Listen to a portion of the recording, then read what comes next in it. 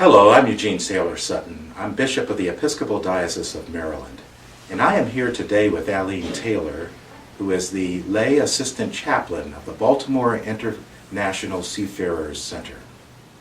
The center has been in existence for nearly 20 years, and Allene has been volunteering for almost 17 of those years. She serves as a member of the board of directors, is vice president of the board, and is by far the most active, longest serving, and most dedicated volunteer that ministry has. So Allene, why do you do it? Well, I think for two reasons. Before I retired, I remember attending a seminar and had to give various reasons of things that you were going to do when you retired. And some of them seemed to appeal to me, and I've been for over 30-some years, a member of the Society of the Companions of the Holy Cross, which their main work is intercessory prayer. So I think I used some intercessory prayer on myself and kept praying that somehow, in whatever way, God would lead me to what I should do. And particularly in those first couple of years, because I retired at 60, when I couldn't seem to get, situated as to what I really like to do. But the diocesan convention, and so the diocese is responsible for this, I attended as a visitor. And by that, I walked around, looked at the things that were on display, and I saw a t-shirt that had this big emblem of this Baltimore International Seafarers Center, and also their emblem that they had. And I asked some questions, and the person said, well, come back tomorrow. Brother Edmund Rowe will be here. And so, indeed, he was there, but I didn't know the man of very few words. I started asking a lot of questions, and he sort of answered them briefly. And then he said, well, if you're really interested, you could come and see what we do. And he said, we're at the Dundalk Marine Terminal. Do you know where that is? And I said, I think so. Anyway, it took me a while because I thought, well, that's even really encouraging. But anyway, got myself together and went down to visit. And I think I was sold maybe on the first day because there were other people there, people who had been volunteers, but due to ill health, they couldn't, do it anymore. And they told me these great stories of things that had happened. I thought, oh, this is wonderful. Well, it didn't turn out that immediately wonderful. It was a lot of on-the-job training and on-the-job whatever, learning how to do things. But why I continued to do it, I used to say to myself, well, do it about 5 years and then quit. That'll be it. So here I am, going on 17 years later. And I do it because I think it is so important to do. Important just not that I'm quote, saving anybody, but I think as an individual, I can listen, and I can listen to what the men are really saying, and occasionally the women, what they're really saying, and the fact that I can give them that gift of listening. Yes. And what strikes me is that you were looking for a way to be used by God.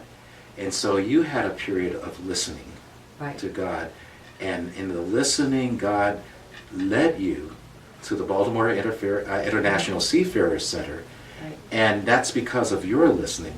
And that is your ministry of listening too. Yes. Do you have a story of someone who needed someone to listen to them? Yes, I do, because, and it was very early on probably I was only there a year or two, but I visited a ship in a not very great place. And I was with another volunteer, and we visited with the captain and the chief officer. It was kind of a not real great ship, and it was where they have what we call bulk cargo, not glamorous. And we were preparing to leave, and the captain said to me, won't you stay for lunch? Can you wait or something, or we can have an early lunch? And the man with me said, no. And so I said, well, I think, yes, we'll come back. And I gave him the time. And as soon as we got off the vessel, the man said, No, I don't like to eat on ships, and I don't like, fuss. So I said, but I just think it's important. I don't know why. So we visited another ship and came back, and we had this very nice lunch.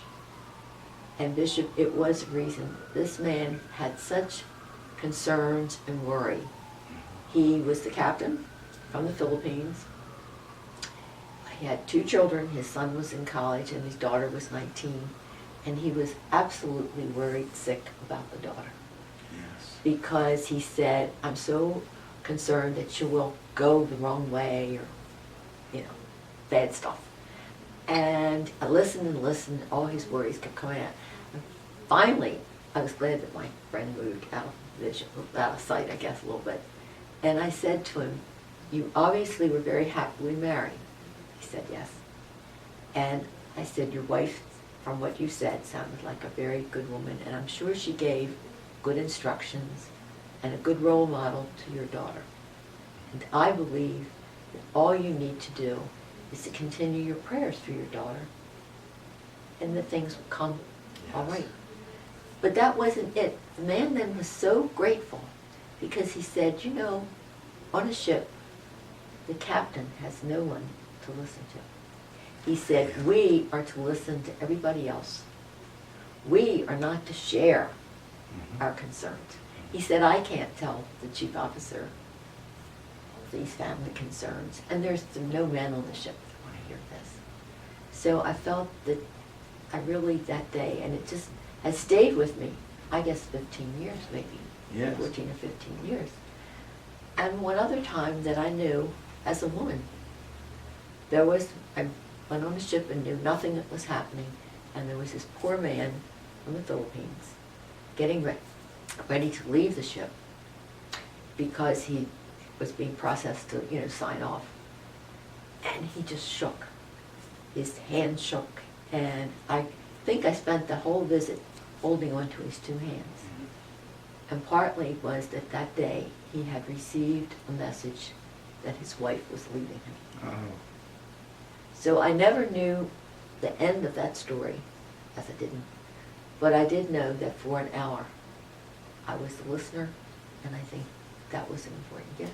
And what an amazing ministry that is. And that is the largest witness to the good news, the gospel, that you could do in those times. That they don't need someone to talk to them or to talk at them. No. But they need someone who respects their dignity and listens to their problems. And as you open that door, the door to their hearts, we believe, of course, that the Holy Spirit is able to have an entree. Yeah. What a fabulous ministry. Yeah. And just in the end, it's so doubly important today with all the security that we have, and in a form of, I don't mean demeaning, but making these people feel that they're not worth much anyway. Right. I know. But what I come back to thinking about, how we couldn't do any of this without the support of the diocese. And we are especially, I know Mary is and I am, especially grateful to you that you have continued, because at first we didn't have that really great support, but when you became bishop, we did. Well, as I said, it's an important ministry, and I think of the Seafarers Center as on the front lines of where we are in the churches. In the parishes, they have to be concerned about parish life in their communities. But who welcomes those who much of society forgets? So that's why I support it, and that's why the Episcopal Diocese supports it well. We believe that we believe that hospitality is spirituality in action. And when Jesus said, I was hungry and you gave me food. I was thirsty and you gave me something to drink. I was sick and you visited me. And he said, I was a stranger and you welcomed me. The Baltimore International Seafarers Center welcomes the stranger in the name of Christ. It's very important. And I can't think of a more important ministry, especially in our day today. Thank you. Thank you very much, Allene.